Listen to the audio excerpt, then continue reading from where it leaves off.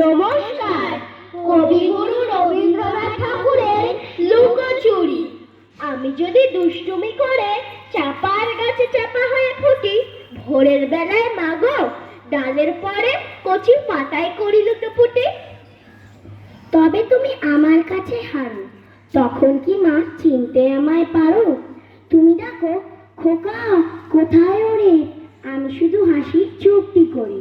যখন তুমি থাকবে যে কাজ নিয়ে, সবই আমি দেখব নয়ন মেলে। স্নানটি করে চাপার তলা দিয়ে আসবে তুমি পিঠেটে চুল ফেলে। এখান দিয়ে পুজোর ঘরে যাবে, দূরে থেকে ফুলের গন্ধ পাবে। তখন তুমি বুঝতে পারবে না সে তোমার খোকার গায়ের গন্ধ আসে। দুপুরবেলা মহাভারত হাতে আসবে তুমি সবার খাওয়া হলে। গাছের ছায়া ঘরের জানালাতে পড়বে এসে তোমার পিঠে কোলে। আমি আমার ছোট্ট ছায়াখানি দোলাবো তোর বইয়ের পরে আনি। তখন তুমি বুঝতে পারবে না সে তোমার চোখে খোকার ছায়া ভাসে।